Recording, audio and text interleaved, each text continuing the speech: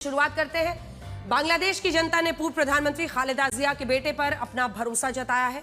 7 साल के तारिक रहमान अब बांग्लादेश की सत्ता संभालने जा रहे हैं। अगस्त 2024 शेख हसीना के तख्ता पलट के बाद से ही बांग्लादेश अस्थिरता के माहौल में जी रहा था और इसका फायदा कई कट्टरपंथी विचारधारा वाले लोग उठाना चाहते थे, लेकिन चुनाव में बांग्लादेश के लोगों ने कट्टरपंथी विचारों को पूरी तरह से नकार दिया।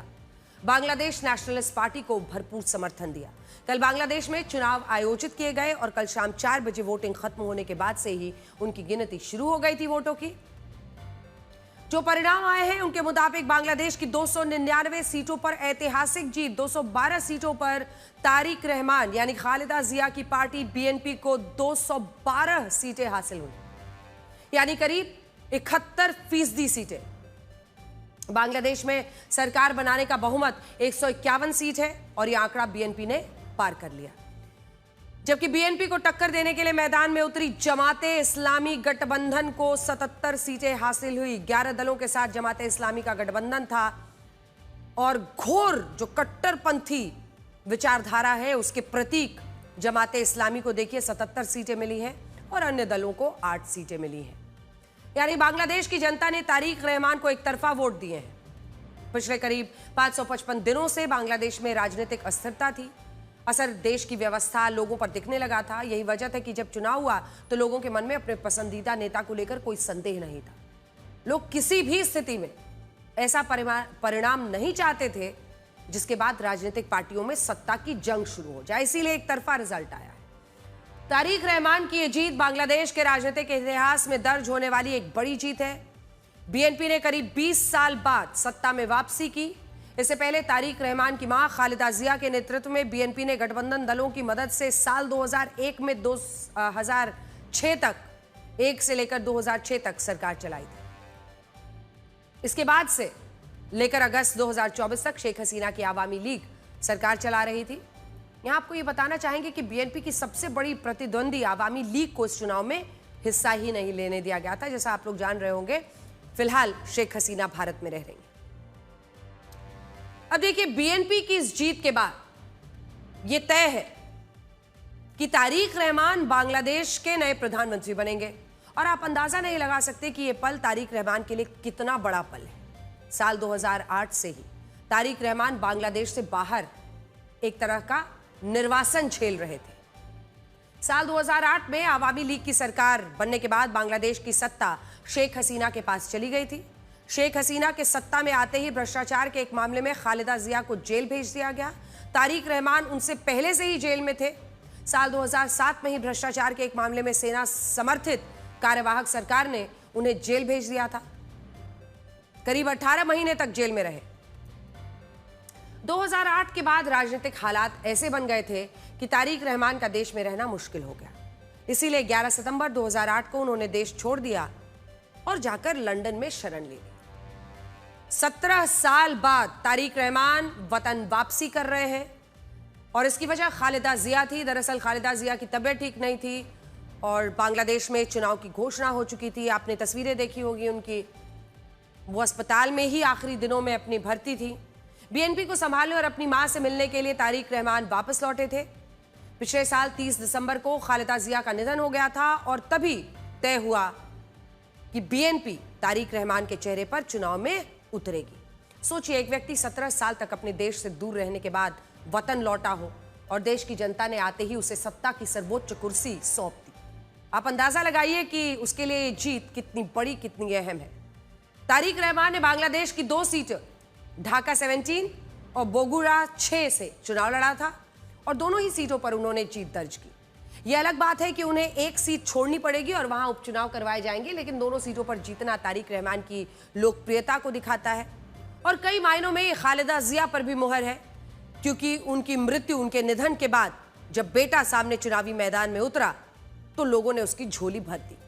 बांग्लादेश में तारिक रहमान का प्रधानमंत्री बनना तय है और करीब 50 साल बाद ऐसी स्थिति बनेगी जब बांग्लादेश में कोई निर्वाचित पुरुष प्रधानमंत्री होगा। साल 1971 के बाद बांग्लादेश का यह 13वां चुनाव था और देश के राजनीतिक इतिहास में ऐसा दूसरी बार होगा जब कोई पुरुष नेता चुनाव जीतकर देश का प्रधानमंत्री बनेगा। पहली बार बांग्लादेश में चुनाव के जरिए 1972 से 75 तक शेख मुजीबुर रहमान देश के प्रधानमंत्री बने थे। उसके बाद से साल 91 तक यानी करीब 16 वर्षों तक बांग्लादेश में प्रधानमंत्री तो कई रहे, लेकिन असली शक्ति राष्ट्रपति के पास हुआ करती थी, इसलिए चुनाव का कोई खास महत्व नहीं रह गया। कई बार तो कार्यवाहक प्रधानमंत्री बना दिए जाते थे। लेकिन साल 1991 में बांग्लादेश के संविधान में 12वां संशोधन किया गया, संसदीय प्रणाली लागू की गई, जिसमें प्रधानमंत्री की शक्तियां फिर से बढ़ा दी गई। उस साल जो चुनाव हुए उसमें खालिदा जिया विजयी रही। इन्हीं के बेटे हैं तारिक रहमान। खालिदा जिया विजयी रही और बांग्लादेश को पहली बार शक्तिशाली निर्वाचित महिला प्रधानमंत्री मिली। इसके बाद साल 1996 में चुनाव जीतकर आवामी लीग ने सत्ता हासिल की और शेख हसीना प्रधानमंत्री बनी। फिर साल 2001 खालिदा जिया ने सत्ता में वापसी की। 2006 में उन्होंने अपना कार्यकाल भी पूरा किया, लेकिन साल 2008 में चुनाव जीतकर शेख हसीना ने फिर से सत्ता में वापसी की और 2024 में तख्ता पलट से पहले तक उनकी ही सत्ता चलती रही। अब 2026 में जो चुनाव हुए हैं उसमें खालिदा जिया के बेटे तारिक रहमान ने सत्ता में वापसी की है और इस बार बांग्लादेश को अपना दूसरा निर्वाचित पुरुष प्रधानमंत्री मिला है।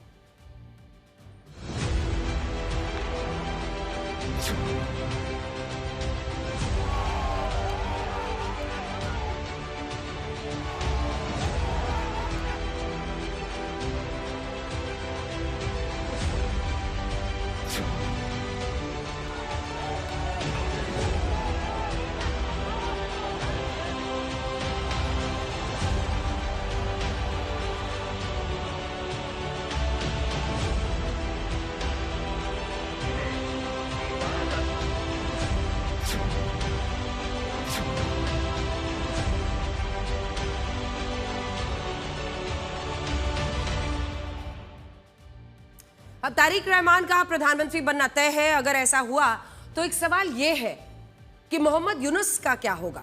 साल 2024 में शेख हसीना के तख्ता पलट के बाद मोहम्मद यूनुस को कार्यवाहक सरकार का सलाहकार बनाया गया था और कई लोग ये मानते थे कि वो अमेरिका के इशारों पर काम करते थे और भारत ने तो बहुत करीब से देखा भी, समझा भी। यानी बांग्लादेश में पिछले 556 दिनों से जो भी फैसले लिए जा रहे थे वो मोहम्मद यूनुस के फैसले थे, लेकिन अब बांग्लादेश को नया प्रधानमंत्री मिल रहा है। ऐसे में मोहम्मद यूनुस की भूमिका खत्म हो गई है। राजनीतिक एक्सपर्ट्स का मानना है कि मोहम्मद यूनुस ने एक ऐसे वक्त में बांग्लादेश को संभाला था जब राजनीतिक और सांप्रदायिक हिंसा चरम पर थी, लेकिन इन हालातों के बीच वो चुनाव करवाने में सफल रहे। ऐसी स्थिति में नई सरकार उनके रोल को लेकर कुछ खास फैसले ले सकती है। मोहम्मद यूनुस को सम्मान के तौर पर राष्ट्रीय सलाहकार बनाया जा सकता है। ये उनके अंतर्राष्ट्रीय छवि के अनुरूप माना जाएगा और अगर अमेरिका का झुकाव चाहिए तो भी काम आएगा। नई सरकार मोहम्मद यूनुस को आर्थिक सलाहकार या राष्ट्रीय विकास परिषद का मुखिया बना सकती है, क्योंकि मोहम्मद यूनुस ने गरीबों को आर्थिक मदद पहुंचाने के लिए ग्रामीण बैंक जैसी सेवाएं शुरू की थी और इसके लिए उन्हें नोबेल मिल चुका है। मोहम्मद यूनुस को बांग्लादेश की अंतर्राष्ट्रीय छवि सुधारने के लिए भी विशेष दूत बनाया जा सकता है, इस्तेमाल किया जा सकता है। सांप्रदायिक हिंसा की वजह से बांग्लादेश की छवि को बहुत नुकसान हुआ है। एक के बाद एक अल्पसंख्यकों की वहां पर हिंदुओं की हत्या, जिस पर मोहम्मद यूनुस कुछ नहीं कर पाए, इससे पूरे विश्व में एक गलत संदेश गया है और यह बांग्लादेश की बड़ी किरकिरी है। इस पर नई सरकार मोहम्मद यूनुस को लेकर जो भी फैसला ले, लेकिन मोहम्मद यूनुस की अपनी भी कई योजनाएं हैं। जुलाई नेशनल चार्टर 2025 लागू करवाने की कोशिश वो कर सकते हैं। अगर ये लागू हुआ तो बांग्लादेश में कुछ कानूनी सुधार किए जाएंगे, जैसे शेख हसीना विरोधी प्रदर्शनों को संवैधानिक मान्यता दी जाएगी। देश में 2 सदनों वाली संसद बनाई जाएगी। प्रधानमंत्री की शक्तियों की सीमाएं तय होंगी। न्यायपालिका, चुनाव आयोग, पुलिस प्रशासन की स्वतंत्रता और जवाबदेही भी तय की जाएगी ताकि भ्रष्टाचार रोकने में सफलता मिले। मोहम्मद यूनुस के रहते हुए बांग्लादेश के संबंध भारत से खराब होते गए। अब सवाल यह है कि तारिक रहमान एक प्रधानमंत्री के तौर पर भारत और बांग्लादेश के रिश्तों पर क्या फैसले लेंगे। शेख हसीना ने अपना तख्ता पलट के बाद भारत में शरण जरूर ली हुई है। इसके बाद से ही बांग्लादेश में भारत विरोधी माहौल है। चुनाव में भी कुछ पार्टियों ने भारत विरोधी बयान देकर वोट बटोरने की कोशिश की थी, लेकिन एक सच ये है कि चुनावी भाषणों और 2 पड़ोसी देशों के बीच होने वाली बातचीत का लहजा और मंशा अलग अलग होती है। शेख हसीना के तख्ता पलट के बाद ऐसा देखा गया कि बांग्लादेश की कार्यवाहक सरकार के सलाहकार मोहम्मद यूनुस की करीबियां पाकिस्तान जिससे अलग होकर जन्म हुआ था बांग्लादेश का, उसी पाकिस्तान और चीन से बहुत बढ़ गई। परंपरागत रूप से बांग्लादेश और भारत के अच्छे संबंध रहे हैं, लेकिन शेख हसीना का भारत में शरण लेना एक फ्लैश पॉइंट बना। ऐसा माना जा रहा है कि बांग्लादेश की नई सरकार भारत से रिश्ते ठीक करने के प्रयास करेगी और इससे संकेत तारिक रहमान की जीत के बाद दिखाई दिए। आज प्रधानमंत्री नरेंद्र मोदी ने एक्स पोस्ट पर तारिक रहमान को जीत की बधाई दी। उन्होंने लिखा कि यह जीत दिखाती है कि बांग्लादेश की जनता को आपके नेतृत्व पर भरोसा है। भारत हमेशा एक लोकतांत्रिक और आगे बढ़ते हुए बांग्लादेश के साथ खड़ा रहेगा। मैं दोनों देशों के रिश्तों को और मजबूत करने और मिलकर विकास के लिए काम करने को तैयार हूं। प्रधानमंत्री नरेंद्र मोदी का यह पोस्ट इस बात को दर्शाता है कि भारत बांग्लादेश के साथ अच्छे संबंध रखना चाहता है और बांग्लादेश के विकास में सहयोग देना चाहता है। यानी गेंद अब बांग्लादेश के पाले में है कि वो भारतीय प्रधानमंत्री के इस ऑफर को किस तरह से लेते हैं। 30 दिसंबर को जब खालिदा जिया का निधन हुआ था, तब भारतीय विदेश मंत्री एस जयशंकर भी बांग्लादेश गए थे और उन्होंने भारत की तरफ से शोक प्रकट किया। एस जयशंकर ने उस वक्त तारिक रहमान से मुलाकात की थी। एस जयशंकर एक ऐसे वक्त में बांग्लादेश गए थे जब वहां पाकिस्तान समर्थित और भारत विरोधी माहौल बना हुआ था, लेकिन भारत के इस कदम को बांग्लादेश में सराहा गया और यह माना गया कि पड़ोसी देश बांग्लादेश के साथ अच्छे संबंध चाहता है। यही वजह है कि अब चुनाव में जीत के बाद बीएनपी लगातार भारत सरकार के संपर्क में है। हालांकि बीएनपी की एक चुनावी रैली में तारिक रहमान ने कहा था कि ना दिल्ली ना पिंडी, बांग्लादेश सर्वोपरि।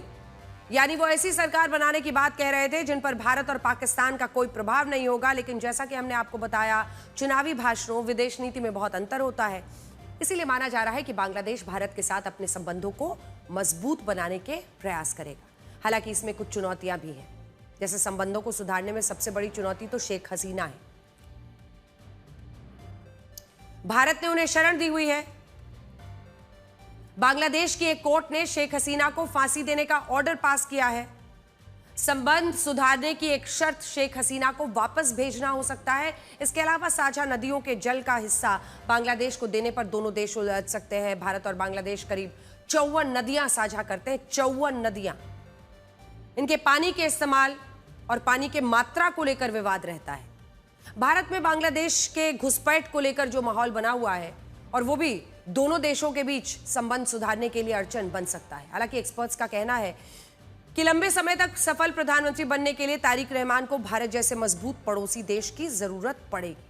इसीलिए वो सबसे पहले भारत के साथ संबंध सुधारना चाहेंगे।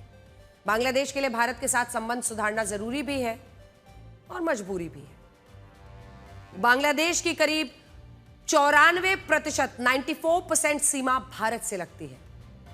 इसमें 2979 किलोमीटर जमीनी सीमा है, 1116 किलोमीटर जलीय सीमा, जिसमें नदियां भौगोलिक सीमाएं बनाती हैं। बांग्लादेश को इंडिया लॉक्ड कंट्री भी कहा जाता है, इंडिया लॉक्ड कंट्री। इसीलिए बांग्लादेश सुरक्षा और व्यापार के मामले में भारत पर ही निर्भर है। रणनीतिक रूप से बांग्लादेश का स्थिर होना भारत के लिए जरूरी है। बांग्लादेश में ऐसा कई बार कहा गया कि वो नॉर्थ ईस्ट को अपने कब्जे में ले सकते हैं, चिकन नेक पर कब्जा कर सकता है, लेकिन भारत ने सीधे सपाट लहजे में बांग्लादेश के नेताओं और सेना को संदेश दे दिया, अगर पूर्वोत्तर की सुरक्षा पर इंच मात्र खतरा भी दिखा तो बांग्लादेश को इसके गंभीर परिणाम भुगतने होंगे। भारत के इस तेवर के बाद बांग्लादेश के नेताओं ने भड़काऊ बयान देने बंद कर दिए। अब भारत को बांग्लादेश से बस एक ही खतरा है, और वो है पाकिस्तान से उसकी नजदीकियां। और इसका श्रेय तो पूरा का पूरा मोहम्मद यूसुफ को देना होगा। वो जिसके भी हाथ की कठपुतली बने हुए हैं, उन्होंने भारत को अस्थिर करने के ही नीति पर आगे बढ़ते हुए पाकिस्तान से नजदीकियां बढ़ाई। पारंपरिक रूप से बीएनपी के संबंध पाकिस्तान से अच्छे रहे। शेख हसीना के संबंध पाकिस्तान की तुलना में भारत से बेहतर रहे। खालिदा जिया के पाकिस्तान से बेहतर रहे। अब उनके बेटे तारिक रहमान है। इसीलिए जब शेख हसीना का तख्ता पलट हुआ तो मोहम्मद यूनुस ने पाकिस्तान से दोस्ती बढ़ाई। यहां आपको बता दें कि मोहम्मद यूनुस शेख हसीना के विरोधी रहे हैं और शेख हसीना ने शरण भारत में ली हुई है, इसीलिए इस तरह के तेवर दिखे। मोहम्मद यूनुस ने तख्ता पलट के बाद शहबाज शरीफ से कई बार मुलाकातें की हैं और वो आसिम मुनीर से भी मिल चुके हैं। माना जा रहा है कि बीएनपी की वापसी के बाद बांग्लादेश सरकार पाकिस्तान से नजदीकियां बढ़ा सकती है, और अगर ऐसा हुआ तो यह भारत के लिए बहुत अच्छी खबर तो कतई नहीं होगी। बांग्लादेश की सत्ता चलाने के लिए तारिक रहमान भारत को अपने साथ जरूर करना चाहेंगे, लेकिन आज हम बांग्लादेश की जनता की तारीफ करना चाहते हैं जिसने अपने देश को लोकतांत्रिक व्यवस्था पर चलाने की ठान ली थी। ऐसा हम इसलिए कह रहे हैं क्योंकि इन चुनाव में जमाते इस्लामी जैसी पार्टियां भी मैदान में उतरी थी, जिनका लक्ष्य था जीत के बाद अल्पसंख्यकों के धार्मिक अधिकारों को छीनना, महिलाओं के लिए देश में शरिया कानून लाना। बांग्लादेश की जनता ने कट्टरपंथ को नकार दिया। चुनाव में जमाते इस्लामी के गठबंधन को 299 में 77 सीटें मिली हैं और सड़कों पर अब विरोध प्रदर्शन और कट्टर नारे तो ऐसे लगा रहे थे ये लोग जैसे पूरा बांग्लादेश अब इनका हो चुका है, लेकिन जनता ने औकात दिखा दी। ये कमाल इसलिए हुआ क्योंकि बांग्लादेश के अल्पसंख्यक समुदाय और महिलाओं ने इस्लामिक कट्टरपंथी एजेंडे को अस्वीकार कर दिया। आप सोचिए, जमाते इस्लामी के नेताओं ने महिलाओं को लेकर कहा था जब महिलाएं घर से बाहर निकलती हैं तो उनका नैतिक पतन हो जाता है। ये जमाते इस्लामी के मुताबिक उनकी पार्टी में कभी कोई महिला मुखिया नहीं बन सकती। और यही नहीं, उनके नेताओं ने यह भी कहा था कि उनकी पार्टी को बांग्लादेश की एक महिला चुनाव लड़ाने योग्य नहीं मिली। जमात के इन विचारों का महिलाओं ने काफी विरोध किया था, और वो भी एक ऐसा मुल्क जिसको अनेकों साल तक महिलाओं ने ही चलाया। खालिदा जिया शेख हसीना। बांग्लादेश के अल्पसंख्यकों में भी जमाते इस्लामी की कट्टरपंथी विचारधारा का डर था। अल्पसंख्यकों के खिलाफ होने वाली हिंसा के इस पार्टी के कार्यकर्ताओं को नाम आते रहे। सांप्रदायिक हिंसा के दौरान अल्पसंख्यक हिंदुओं को टारगेट करने के सवालों पर जमाते इस्लामी कहता रहा कि अल्पसंख्यक कोई नहीं है, सब नागरिक है। जमात के नेताओं का मानना था कि सत्ता पाने के बाद अल्पसंख्यक हिंदुओं के त्योहार बंद करवाए जाएंगे क्योंकि ये इस्लाम के अनुरूप नहीं। इस विचार ने अल्पसंख्यकों को भय में डाल दिया था। ये ऐसे कारण थे जिनकी वजह से बांग्लादेश के अल्पसंख्यक हिंदुओं, महिलाओं ने जमाते इस्लामी के बजाय बीएनपी को वोट देकर विजयी बनाया। इस बार बांग्लादेश की संसद के लिए 7 महिला उम्मीदवार चुनी गई हैं, जिसमें 6 बीएनपी से हैं। बीएनपी ने चुनाव में महिलाओं की भागीदारी सुनिश्चित की थी, 10 महिला उम्मीदवारों को मैदान में उतारा था। इसी तरह इस बार चुनाव में बांग्लादेश के हिंदू बाहुल्य सीटों पर जमाते इस्लामी को बुरी तरह से हार मिली है। बांग्लादेश की 36 हिंदू बहुल सीटों पर बीएनपी के उम्मीदवारों ने जीत दर्ज की। इन सीटों पर 1 करोड़ से ज्यादा हिंदू मतदाताओं ने अहम भूमिका निभाई है। बीएनपी को अल्पसंख्यक हिंदुओं का समर्थन मिलने की एक वजह अवामी लीग का चुनाव में ना उतरना भी था। पारंपरिक रूप से अल्पसंख्यक वोटर्स आवामी लीग को वोट करते आए हैं, लेकिन इस बार आवामी लीग का ये सारा जो वोट बैंक है वो एक मुश्त चला गया बीएनपी को, जो पहले शेख हसीना के लिए करते थे। आपको हैरानी होगी जानकर कि आजादी के बाद पहली बार ढाका से एक हिंदू व्यक्ति सांसद चुना गया है। सांसद गयेश्वर चंद्र राय बीएनपी के टिकट पर चुनाव लड़े। उन्होंने जमाते इस्लामी के उम्मीदवार को मात दे दी है। जमाते इस्लामी की हार की एकमात्र वजह उसकी इस्लामिक कट्टरपंथी छवि है। जमाते इस्लामी मुक्ति संग्राम के विरोधी थे और वो पाकिस्तान समर्थक है, इसीलिए लोगों को उन पर भरोसा नहीं था। इसके अलावा शरिया लागू करने की बात कहकर उन्होंने बड़ी संख्या में युवा पीढ़ी के वोटर्स को भी खुद से दूर कर लिया, जो पार्टी पहले से ही पाकिस्तान परस्त हो। बांग्लादेश की जनता जाहिर तौर पर उनसे दूर भागना चाहती थी। पाकिस्तान की हालत तो सब देख ही रहे हैं। कंगाली की कगार पर खड़ा एक ऐसा मुल्क कौन चाहेगा कि फिर से पाकिस्तान परस्त हो जाए। आप सोचिए, जिस युवा पीढ़ी के दम पर जमाते इस्लामी ने शेख हसीना का तख्ता पलट कर दिया था, उनकी खुद की पार्टी देश के लोगों में अपने प्रति विश्वास नहीं जगा सकी। छात्र नेताओं की राजनीतिक पार्टी नेशनल सिटीजन पार्टी को भी जनता ने नकार दिया, और इसकी वजह जानते हैं क्या थी? जमात से उनका गठबंधन।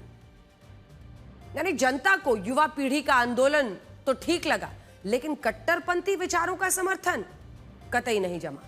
हालांकि जमाते इस्लामी ने जिन इलाकों में जीत दर्ज की है वो भारत के लिए खतरा बन सकते हैं।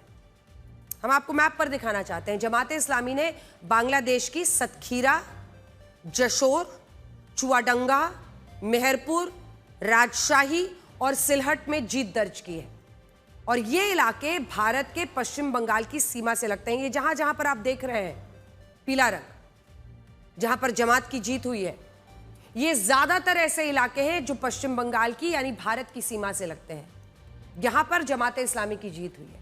इस तरह से सिलहट में जमात का उम्मीदवार विजयी रहा है। यह इलाका असम बॉर्डर से लगता हुआ है। देखिए उधर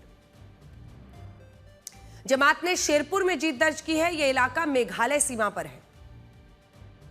इसके अलावा जमात ने कुमिला में भी जीत दर्ज की है और यह इलाका भारत के त्रिपुरा बॉर्डर से जुड़ता है। जमात इस्लामी कहां कहां पर जीत रहा है आप देख रहे हैं। भारत की सीमा से लगते इलाकों में जमात के उम्मीदवारों का जीतना एक खतरा बन सकता है। भारत पहले से ही अवैध घुसपैठ से परेशान है। माना जा रहा है कि पाकिस्तान समर्थक जमात इस्लामी की जीत के बाद कट्टरपंथी विचारों वाले लोगों की सेलेक्टिव घुसपैठ करवाई जा सकती है, जो भारत की सुरक्षा की चिंताएं बढ़ा सकती है।